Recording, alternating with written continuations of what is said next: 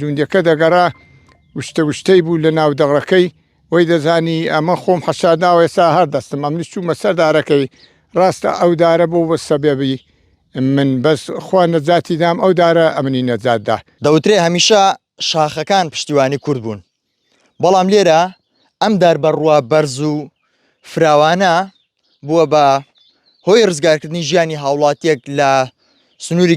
گوندی تیمارۆک لە دەشتی کۆیە. ئەو هاوڵاتیش مڕات حەمیدە مام مڕات بفەرموو بۆ ئێرە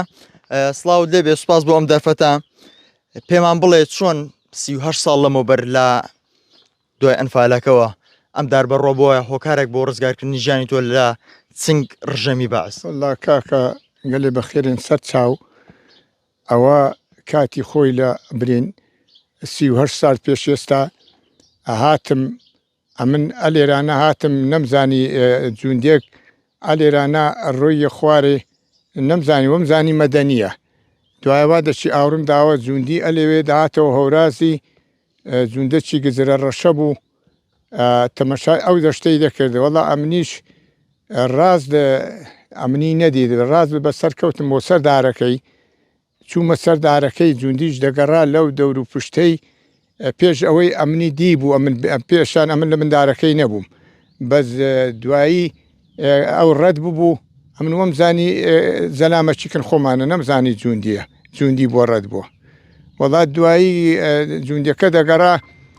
وشتەی بوو لە ناو دەڕەکەی وەی دەزانی ئەمە خۆم حەشادناوە ئێستا هەر دەستم ئەمنی چوومە سەر دارەکەی ڕاستە ئەو دارە بۆ بە سەبێبی من بەس خوا نەجاتی دام ئەو دارە ئەمنی نەجاتدا وەڵا جوندی دوو تفەنجی هاویش لەو دەور و پشتەی و دوایی ئەمن جوندی ڕەت بوو ڕۆیەوە خوارێ لەو مەتیقەی پشتەوە برێن دەغی و شتی عالمیان لە دووری بە دەڕاستە و شتی ئەوانە حیمایە بوون وەڵامی شاتمە خوارێ ئەو هاوایی ئەمنی نەدیت هەراتم ڕۆشتم بۆ ئەو منتیقەی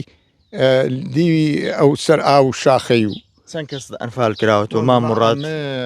کە ئەم دارە تۆی پاراز ئەو دارە ئەمنی پاراز ئەمە دەوری 23 زەلەممان ئەنفالە گوندی تیمارۆشێ ڕاستە هی ئەو دەور و پشتەش بووە بەس هەری تیمارۆشی بۆتن 23 زەلامە من برام ئەنفالە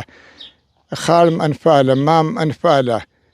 برێن کوڕە خاڵم ئەنفالە 23 زەلاممان ئەنفالە زۆر باشە ئێستا تا چەند سەردانی ئەم دارە دەکەیت تا چەند زۆر جار بە قسووسی دێم هەر دڵم پێی خۆشە یعنی ئەو ڕۆژەم بە بیر دەکەوێتەوە ڕۆژەکی گەلێ تار و گەلێ ناخۆش و گەلێ کارەسات بوو ئەو ڕۆژەی حکوومەتی ڕژێمی بەحەز نەبێ دەنازندەوەر نەبوو یەکەکە وەک من بە قاچاغی لەو دەشتەی مابێتەوە ئەویش بیانگرتیایە ڕاست دەیان بن ئەنفالیان دەکردن بە ڕاستی ڕۆژدەچی ڕەش و تار بوو ئێستا ئارێوەڵا هێستاش ئارێوەڵا بەڕاستی زۆر ڕۆژ لەو ڕۆژەم سەختتر نەدیوە لەو ڕۆژەی یعنی